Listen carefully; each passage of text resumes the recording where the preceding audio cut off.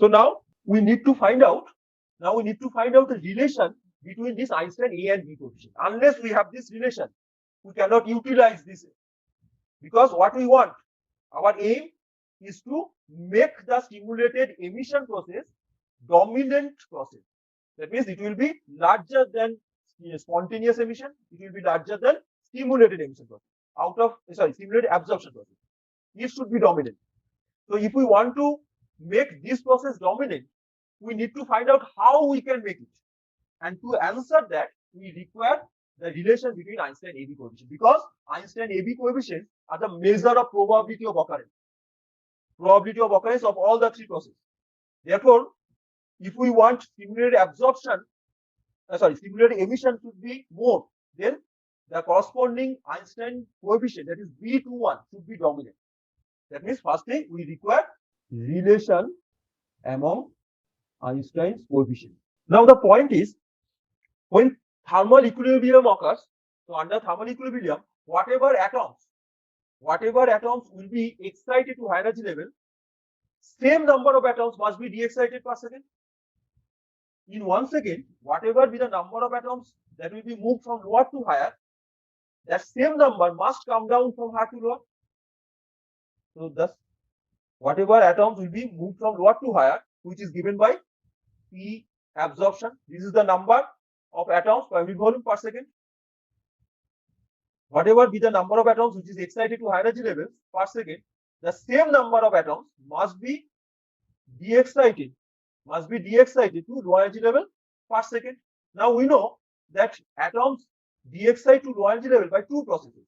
One, the spontaneous emission process. Another is stimulated emission process. These are the two processes by which it will come down. Therefore, this must be true. Total rate of stimulated absorption must be equal to sum of rate of spontaneous and stimulated emission. Now we know the rate. This is called rate equation. We can write down. Check your copy. The absorption is B12 because we are going from 1 to 2. It depends on N1, it depends on U nu. This equals to spontaneous emission A going from 2 to 1. So A21 number is N2. Here the number is N1, here the number is N2. Plus stimulated, so it is B21, depends on number N2 and U nu. Okay. From that, we can write U nu as U nu. If I take U nu, then it will be A21 N2 divided by, it will be B12 N1 minus B21 N2. Okay. So that one. Now we want to simplify it. So first thing what we'll do, we'll divide numerator and denominator. Please understand the process. If you just remember the step, it will be easier for calculation. It is easy. Up to this is no problem. You just compare the rate equation and then write the U nu. Why we want to write down U nu? Because we know the expression of U nu from Planck's radiation law. From Planck's radiation formula, we know the expression of U nu. Energy density, we know. That's why we want to write it. Now we want to make it simpler. So what we'll do, we divide numerator and denominator by the number present in the numerator. Number present in the numerator is N2. So we divide it by N2. So it will be A21 only. It will be B12 N1 by N2 minus B21 N2 by N2. That is U nu equals to. Now you observe in the denominator it doesn't look good. The first part has three quantities, B12 N1 N2, and second part has only one quantity. So what we'll do, we'll divide numerator and denominator by B12. So divide numerator and denominator by B12. So now we have N1 by N2 minus B21 by B12. Okay. That can be easily written as A21 by B12, same thing, into 1 by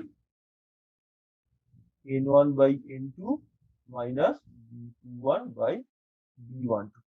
Okay. Now, we know that in the last class also we have discussed Maxwell-Boltzmann statistics. From Maxwell-Boltzmann statistics, we know number of atoms per unit volume is proportional to e to the power minus EI by KT.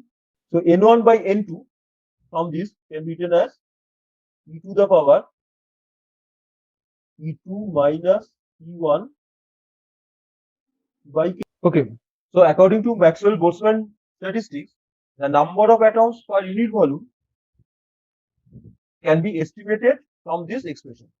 Ni proportional to e to the power minus EI by KT. EI is the energy of that level. That means if I want to find out the number of atoms of unit volume for E1, then it will be N1 proportional to e to the power minus E1 by KT. Similarly, we can find out N2. N2 will be proportional to e to the power minus E2 by KT. Therefore, N1 by N2 will be e to the power minus E1 by KT into e to the power plus E2 by KT. Therefore, it is e to the power E2 minus E1 by KT. Now, we have said that this separation between E2 and E1 is nothing but this is equals to h nu. So instead of E2 minus E1, we can write h nu by KT, because that's how we have defined that h nu will be the energy of the photon such that it can cross that energy level E2 minus E1, or when an atom is de-excited from E2 to E1, then it will release a photon of energy h nu, so that h nu equals to E2 minus E1. So now we know the value of N1 by N2. So put it here. A21 by, what was it? B12. B12, 1 by N1 by N2. So instead of N1 by N2, now we can write e to the power h nu by KT. E to the power h nu by KT minus B21 by B12. So that we obtain. So how we have obtained that expression? We have just utilized the rate equation. That means whatever atoms are excited from low energy level to high energy level per unit time, that number of atoms must be de-excited from high energy level to low energy level per second. So this should be true always at thermal equilibrium. Then we have just utilized the value of this rate, and then we have written the u nu. And we have simplified it such that we have a ratio of N1 by N2. We have simplified it so that we can have a ratio of N1 to N2 like this.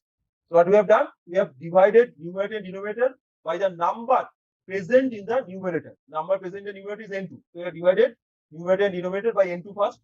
Then we look at the equation and we observe in the denominator, the first part of denominator has 3 components. B12, N1 and N2, whereas the second part has only 1 component. Both non-insafi. That's why we will divide the two numerator and denominator by B12. Because B12 is the only one thing which is not common. Out of these 3, B12, N1 and N2, B12 is dissimilar. So we will divide numerator and denominator by B12 so that we can get rid of B12 from the first part. So now it will be N1 by N2 minus B21 by B12 in the denominator and numerator.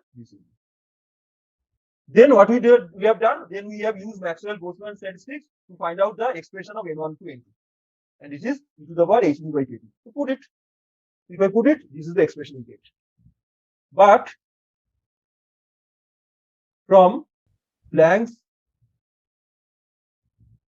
black body radiation formula, we can write u nu equals to 8 pi h nu cube by c cube. If you remember, 1 by e to the power h nu by KT minus 1. That was from Planck's black body radiation formula. In the actual formula, we have written u nu d nu equals to 8 pi h nu cube by c cube, 1 by e to the power h nu by KT minus 1 d nu. We have just removed the d nu. from both sides so that it looks like this. Okay. Now we can compare these two equations, say equation A and equation B. Now if you compare these two, what we get? This quantity is same as this. That means equation A and B, what we get? A21 by B12 equal to 8 pi h mu cube by c cube. This we get, and what we get? B21 by B12 equals to 1. B21 by B12 equals to 1. That means Einstein's B coefficient are same. Though we have written B21, B12, actually their values are same. That means B12 and B21 are same. And the ratio of Einstein A to B coefficient, or that means I can write A21 by B12 or B21, anything, because B coefficients are same. This is equals to 8 pi h mu cube by c cube. These are the relations between Einstein A and B coefficient. So this tells us that Einstein B coefficients are same, and Einstein's A to B coefficient, the ratio of A to B coefficient is 8 pi h mu cube by c cube. If we know the relation between Einstein A and B coefficient, now we can utilize this knowledge to find out the conditions. We can find out the conditions for which stimulated emission will be the dominant process for light matter interaction. That is, when light interacts with matter, then stimulated emission must be the most dominant process. Why I am saying so? Because I am just giving you an example. Suppose I want the rate of P spontaneous to P stimulated. We have two types of emission process. Emission means we require light energy. We require light source. That means light must be emitted. Then only we can say that we are getting some light from the device. So there will be emission process. But there are two types of emission process: spontaneous and stimulated. These are the two processes. Now generally, which is most dominant? Let's see. So I'm just taking P spontaneous to P stimulated to check. If this ratio is greater than 1, then spontaneous emission dominant. If this ratio is less than 1, then stimulated emission dominant. So what would be the ratio? Now what is P spontaneous? P spontaneous is A21 into N2, and P stimulated is B21 N2 U nu. N2 N2 cancel out. Now A21 by B21, we now know the relation. A to B ratio is 8 pi h mu cube by c cube. We know it. 1 by nu. What was nu? Nu was 8 pi h mu cube by c cube, 1 by e to the power h nu by kt minus 1. That was u nu. So 1 by u nu means c cube by 8 pi h mu cube e to the power h nu by kt minus 1. This one. This cancel out. So the rate, this ratio is nothing but e to the power h nu by kt minus 1. Okay. Now I'm giving you an example. Say h nu equals to 1 electron volt. We have chosen this value, which is more general and is easy to handle. And in normal atmosphere, in normal cases, T will be of the order of say 300 Kelvin. So that means when the temperature is not very large or very small, then this can be approximated as 0.025 electron volt. Though I have chosen this value specifically, I am choosing it specifically so that calculation will be easier. I did not use calculator. That's why. So it's roughly this value. It doesn't mean that it is always 0.025, but the order is of this. Now, what will be the ratio? Because I want not the value, but the order. I want the order. So it roughly e to the power 1 by 0.025. That means 440. It is 10 e to the power 40 minus 1. So you understand, e to the power 40 minus 1. So this minus 1 is negligible. So it is of the order of, let me use the calculator. Just a second. It is of the order of 2.35 into 10 to the power 17. That is order. Forget about this. So order is 10 to the power 17. So you understand, P spontaneous to P stimulated is of the order of 10 to the power 20, 10 to the power 17. So large. Spontaneous emission, that means spontaneous emission in general is very, very large than stimulated emission process. In general, if you use normal light source, that's why spontaneous emission is the most dominant process, because you observe here, as the value suggests, spontaneous emission is more larger than stimulated emission. So stimulated emission is negligible in comparison to spontaneous emission, but we require stimulated emission only. That is the challenge. You understand? That's why humanity has to wait more than 100 years, because it was not easy to have stimulated emission process. Spontaneous emission process is easy to achieve. If you can supply some electricity to a filament, you can get light bulb. Because of this spontaneous emission process, is easy. Rather, stimulated emission is not easy, because whenever you can excite some atoms in the high energy level, they will be de-excited by spontaneous emission method. That means if you can move your people to the 20th floor, generally most of them will not wait for the lift to come. They will come down spontaneously by themselves. They will not wait when the lift will come, then will come back. No, they will come spontaneously. So that is the general process. That is the spontaneous process. That is the normal process. That's why spontaneously emitted photons are more dominant over stimulated emitted photons. But if we want a proper light source for optical communication, then you want to have the inverse method. You want stimulated emission method to be greater, much greater than spontaneous emission method. And how we can make it, we'll discuss tomorrow.